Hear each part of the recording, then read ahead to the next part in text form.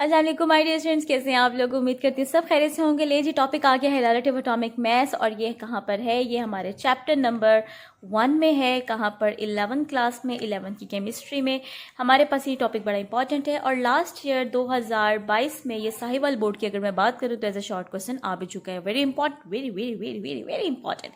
So let's start with this topic, what is relative atomic mass. देखो, हम बात करते हैं, मेरी कोशिश है कि 5 मिनट के अंदर आपको टॉपिक समझ में आ जाए।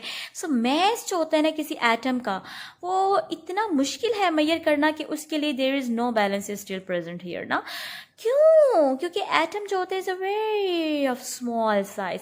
एटम बहुत छोटा होता है, इतना छोटा होता है, इतना छोटा होता है, किसी केजी, किसी ग्राम, किसी यूनिट में इसको मेजर करना बहुत मुश्किल है। देखो, आप एक चीनी का टुकड़ा ले लो, चीनी का एक जर्रा ले लो, उस चीनी के एक जर्रे के अंदर लाखों करोड़ों एटम्स हैं। चीनी के एक जर्रे को मेजर करने के लिए बैलेंस नहीं है तो यार वो तो फिर एटम है यार, एटम बहुत छोटा होते हैं। अच्छा खैर, अब एक बात तय होगी कि भाई इसके लिए कोई तराजू मौजूद नहीं है, तो फिर एटम का मैस मालूम कैसे हुआ? एक सिंगल एटम का मैस कैसे मालूम हुआ?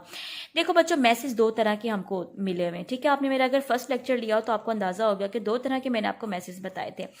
एक होता है मैस नंबर, ठीक हो गया, और एक होता है एटॉमिक मास। ये जो आज हम टॉपिक पढ़ रहे हैं ना, दिस इज एटॉमिक मास। लेकिन मास नंबर क्या होता है? ये वो जो पुराना तरीका है कि कितने प्रोटॉन्स है और कितने किसी एटम के अंदर न्यूट्रॉन्स है, तो आप उसको सम कर दो। जैसे फॉर एग्जांपल कार्बन, कार्बन के पास जी 6 प्रोटॉन है, 6 ही न्यूट्रॉन है, तो इसका मास कितना हो गया? 12। So this is called what? This is called mass number, ठीक है। लेकिन अगर मैं बात करूं atomic mass, this is something else, this is something else. Relative atomic mass हो, पावे एटॉमिक मास हो, रुक जाओ जरा ना, इतनी स्पीड नहीं है मेरी।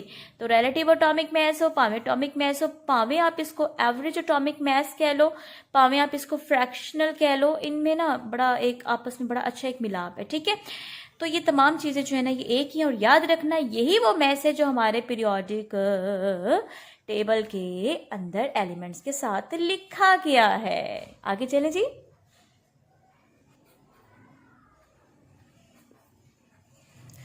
चलें जी, अब हमको पता लग गया कि atomic mass is something else, और आज का हमारा टॉपिक भी यही है। तो यार ये मैसेज कहाँ से आए? आई मीन ये मैसेज कहाँ से आए? तो एक्चुअली किसी भी एटम का मास डायरेक्टली मेजर नहीं हो सकता। हमारी पार्ट 1 केमिस्ट्री में चैप्टर 1 में चंद एक लाइनें लिखी है, मैं जरा आपको बोल के बता देती हूँ। There is no balance because atom is a very small size, there is no balance present to measure the size of I am sorry the mass of an atom, the size of an atom. So we need a balance to find out the masses of a single atom, individual atom. तो अब चूंकि बेटा direct तो major नहीं हो सकता है ना, तो क्या करें? तो होता ये है कि हम ना किसी भी एलिमेंट का जो मैस है ना, किसी भी एलिमेंट का मैस है वो बाय कंपैरिजन निकाल लेते हैं। कंपैरिजन कैसे होता है? जैसे मैंने आपसे बोला कि एक तराजू है, ठीक है, तराजू का एक पलड़ा और तराजू का है कैसे बन गया? अच्छा चलो खैर, इधर दूसरा बना लेते हैं, तराजू का दूसरा पलड़ा, ठीक है, ये एक पलड़ा और ये दूसरा पलड़ा। अगर मैं कहूँ कि मैंने यहाँ पर किसी चीज़ को मेजर करना है जो एक अननोन है, लाइक मैंने एक चीनी को मेजर करना है, ठीक है, फॉर एग्जांपल मैंने शुगर को मेजर करना है, तो मैं यहाँ पर कोई ना कोई वट्टा ज़रूर रखूँगी ना, वट्टा। वट्टा मतलब किलो का रखूँगी, आधा किलो का रखूँगी, जो भी रखूँगी, लेकिन कोई ना कोई यहाँ पर क्या होगा? वट्टे को आप उर्दू में क्या बोलते हो? उर्दू में इंग्लिश में क्या बोलते हो? स्केल बोलते हो ना, तो आप कोई ना कोई स्केल यहाँ पे यूज़ करोगे, ठीक है। ये तो होगी बात शुगर की, लेकिन हमने यहाँ पर शुगर मेजर नहीं करनी, हमने यहाँ पर एलिमेंट का मैस मेजर करना है। एलिमेंट एलिमेंट एलिमेंट किसी एलिमेंट का मैस, एटम का मैस, ठीक है। तो तराजू यही रहेगा, फर्क ये होगा कि यहाँ पर मैं एलिमेंट की जगह, शुगर की जगह क्या लिख दूंगी? किसी एक एलिमेंट को, लाइक मैं रख दूंगी ऑक्सीजन, ठीक है, और यहाँ पर मैं कोई स्केल रखूंगी। अब वो स्केल कौन सा है यही हमने फाइंड आउट करना है। आगे चलते हैं। चले जी, बात छिड़ी पड़ी थी शाम भी खूब है पास महबूब है, नहीं मजाक कर रही हूँ, मतलब स्केल की ना। कौन सा स्केल है जिससे एलिमेंट्स के मैसेज को, पहले तो मैं तराजू जरा नीट बना लूँ, पहले भी बड़ा गंदा सा बन गया था, ऐसे करके ऐसे करके ऐसे करके, ये ले जी हमारा तराजू बन गया, इधर से ये भी आ जाता है, चले जी हमारा दूसरा तराजू बन गया, ठीक है। अब मैं थोड़ा सा कच्ची पेंसिल से काम करूँगी ताकि आपको समझ में आ जाए। बच्चों यहाँ पर हमने क्या रखा था? कोई एलिमेंट है ना, उस एलिमेंट का क्या अननोन है? मैस हमको नहीं पता, मैस अननोन है, तो हम उसको क्या करने जा रहे हैं? यहाँ पर कंपेयर करने जा रहे हैं। अब मसला ये है किसके साथ कंपेयर करें? हमने कंपेयर करना, अच्छा मतलब सॉरी मेरी बात आहिस्ता भी हो सकती है। हमने कंपेयर करना है कार्बन के साथ। ओए ओए ओए ओए ओए ओए, यही पर हमारा अगला सवाल आ गया, वाई कार्बन, वाई? इसकी कुछ रीजंस हैं। एक तो बेटा ये दुनिया में सबसे ज़्यादा पाए जाते हैं, हमारी बुक की बातें, मैं बुक से हट के कुछ नहीं पढ़ा रही हूँ, ठीक है। हाँ, कॉन्सेप्ट मैं अपना दूंगी। ये मोस्ट अबंडेंट है। दूसरा ये कि बहुत ज़्यादा स्टेबल एलिमेंट है, इतना स्टेबल है। और तीसरा जो मुझे लगता है कि इसका जो अपना मैथ है ना, जो अपना मैथ जो हमने मैयर किया हुआ है वो होल नंबर में आता है। मतलब बाकी भी होंगे कुछ एक आधा, लेकिन इसका मैथ होल नंबर में आता है, लाइक कार्बन 12। डन हो गया। अच्छा, इसका ये आइसोटोप भी कितना स्टेबल है, आई थिंक 99 पॉइंट समथिंग कुछ है ना इसकी स्टेबिलिटी है। एनीवेज, सो कार्बन से ही क्यों कंपेयर करना है? क्या इससे पहले भी कोई एलिमेंट्स थे जिनके साथ कंपेयर किया जा चुका है? जी, ऑक्सीजन के साथ भी किया जा चुका है, हाइड्रोजन के साथ भी, लेकिन चूंकि गैसेज हैं और गैसेज के साथ कंपैरिजन करना, उनके साथ एक्सपेरिमेंट्स करना थोड़ा क्या था उनके लिए, साइंसदानों के लिए मुश्किल था।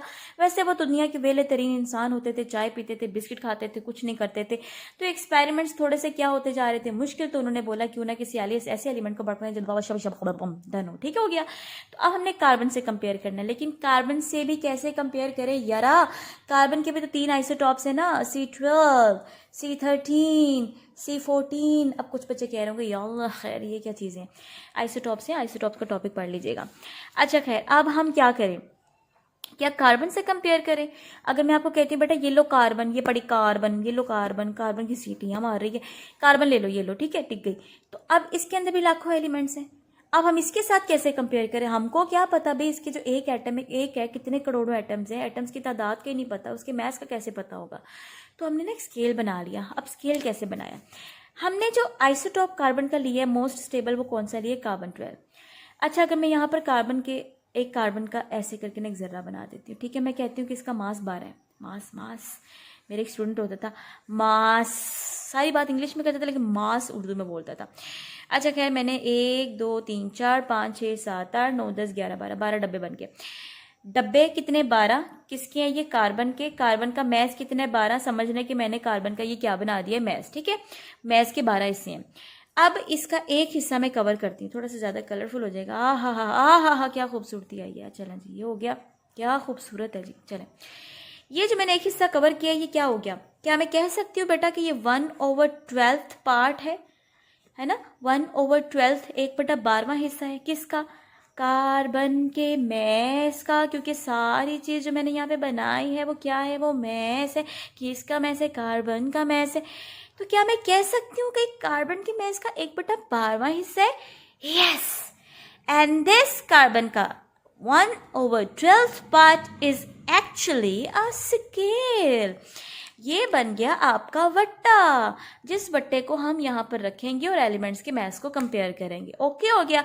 अब ये जो वट्टा है इसको डिफाइन करें। दिस वट्टा इज कॉल्ड AMU। क्या कहलाता है बच्चों? AMU। And what is AMU? AMU is called atomic mass unit. Yes, atomic mass unit is the smallest scale.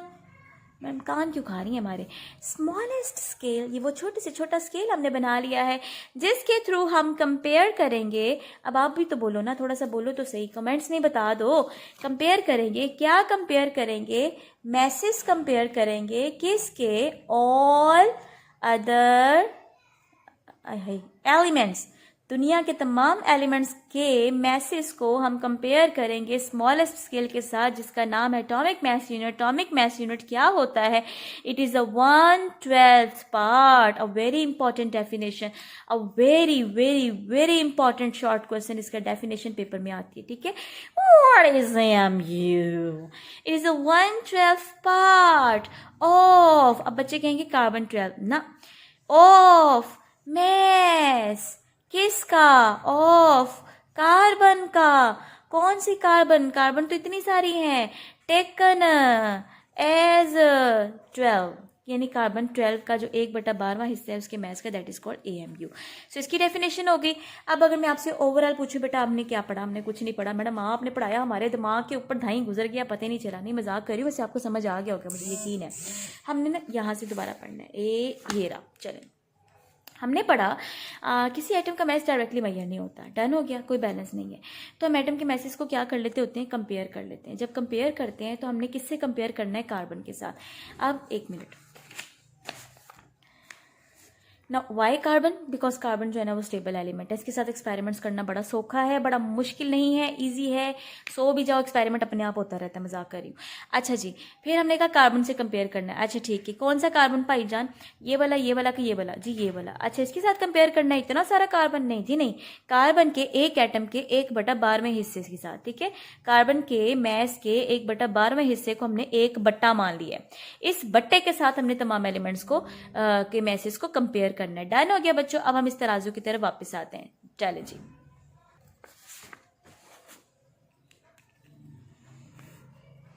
लें जी, ये रहा मेरा तराजू। और अब मैंने आपसे कहा कि यहाँ पर हमने क्या रखना है। इस डब्बे का नाम क्या था प्यारे बच्चों, जल्दी से बोलो। इस बट्टे का नाम था AMU। डन हो गया, ये हमारा बट्टा हो गया। ये स्मॉलेस्ट है, जैसे जैसे जैसे सबसे छोटा बट्टा कौन सा होता है, पाइया का होता है ना, तो इसी तरह ये स्मॉलेस्ट है। मुझे नहीं पता कि पाइया से नीचे का भी कोई बट्टा होता है कि नहीं होता। अच्छा जी, अब आपका कौन से एलिमेंट का मैस मालूम करने को दिल कर रहा है। मैडम मुझे नहीं पता, मैडम मुझे नहीं पता, नाइट्रोजन का मैस मालूम करें। चले जी, मैंने नाइट्रोजन का एक एटम एलिमेंट यहाँ पे रख दिया, नाइट्रोजन का, ठीक हो गया। सपोज कर ले मैंने एक एटम उसका यहाँ पे रख दिया, एक्सपेरिमेंट कर रही हूँ, ठीक है। तो मैंने नाइट्रोजन यहाँ पे रखा, उसका एक एटम रखा। अच्छा नहीं, नाइट्रोजन यहाँ पे पड़ा है। अब ना ये हो क्या रहा है कि जब मैंने नाइट्रोजन को यहाँ पे रखा तो ये जो AMU है ना, ये पुड़ुक के ऊपर को चला गया, ये तराजू ऊपर चला गया। उसकी रीज़न कि इसका मैस ज़्यादा है और AMU छोटा है। अब मैं क्या करूँगी, AMU रखती जाऊँगी, AMU AMU AMU AMU AMU, 1 2 3 4 5, AMU AMU AMU AMU AMU AMU, 1 2 3 4 5 6 7 8 9 10 11, AMU AMU AMU 12 13 14। जैसे मैंने 14 AMU इस पलड़े में रखे बच्चों, तो ये वाला पलड़ा और ये वाला पलड़ा दोनों क्या हो गए, दोनों बराबर हो गए। यानी पहले पहले मतलब पहले झोल था, पहले आप कहें कि मैं कैसे, पहले ऐसे थे, ऐसे थे, ठीक है। जैसे मैंने यहाँ पे AMU रखना शुरू हुआ, ये पलड़ा क्या हो गया, बराबर हो गया। जिससे पता चला कि ये जो बाजू में पड़ा हुआ एलिमेंट है, इसका जो मैस बन रहा है वो कितना बन गया, 14 AMU, जो कि हमने किससे कंपेयर करके निकाला है, AMU से। और AMU क्या है, 1/12 part of the mass of carbon atom. अब ये जो मैस निकला ना 14 AMU, ठीक है। अब ये मैस नंबर नहीं है, क्लियर कर लें, ये मैस नंबर नहीं है। अब इस मैस का नाम पता क्या बन गया, this is called relative atomic mass. Relative का मतलब रिश्तेदार नहीं है, रिलेटिव का मतलब है कि हमने इस मैस को कहाँ से निकाला है, कंपेयर करके। So this is called atomic mass. और यही वो मैस है प्यारे बच्चों जो हमने पीरियोडिक टेबल में रखा हुआ है, ठीक है।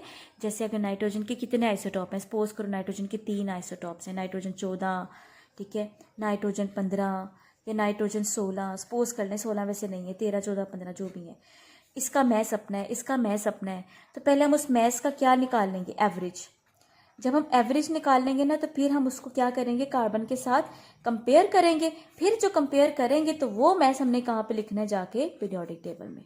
जैसे फॉर एग्जांपल, अगर मैं यहाँ पे ऑक्सीजन रखूँ, मुझको बताओ यहाँ पे कितने AMU रिक्वायर्ड है। आपको पता है ना ऑक्सीजन का मैस कितना है, 15.99999। तो मैंने जब यहाँ पर मेजर किया तो मेरा आंसर आया 15.9999। ये ऑक्सीजन का मैस मुझे कंपेयर करके मिला। अब मेरी बात ज़रा ध्यान से सुनना, ऑक्सीजन का अगर मैं मैस नंबर देखूं, now what is mass number, proton plus neutron. तो मैं जानती हूँ उसके पास 8 प्रोटॉन है, 8 ही न्यूट्रॉन है, तो इसका मैस कितना बना, 16। ये मैस नंबर है, ठीक है।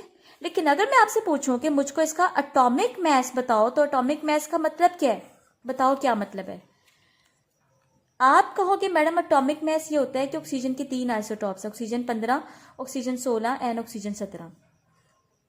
इन तीनों के मैसेज को हम लोग क्या करेंगे, एवरेज लेंगे। एवरेज लेना आपने सीखा हुआ है, एवरेज एटॉमिक मैस आपने ये आपने ना एग्जाम्पल पढ़ी हुई है।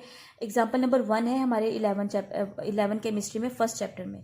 एवरेज एटॉमिक मैस आपने निकालना सीखा हुआ है, जब आप एवरेज एटॉमिक मास निकालोगे फिर आप इसको क्या करोगे, कंपेयर, किसके साथ, कार्बन के साथ, है ना। तो जब आप कंपेयर कर लोगे आपको मिलेगा रिलेटिव एटॉमिक मास, और यही वो मास होगा जो पॉइंट्स में भी आ सकता है। वो कितना आया, 15.999। ओवरऑल हम इसको 16 मान लेते हैं। दिस इज इन AMU, और यही वो मास है बेटा जो कहाँ रखा जाता है, पीरियोडिक टेबल में रखा जाता है। आई होप आपको ये टॉपिक आज का क्लियर हो गया। आपको आज के बाद इंशाल्लाह ताला जो भी टॉपिक रिक्वायर्ड होगा आप मुझे कमेंट में बताइएगा, आपके लिए ज़रूर बना दिया जाएगा। बी एलिगेंट, बी ब्यूटीफुल, अल्लाह हाफिज़।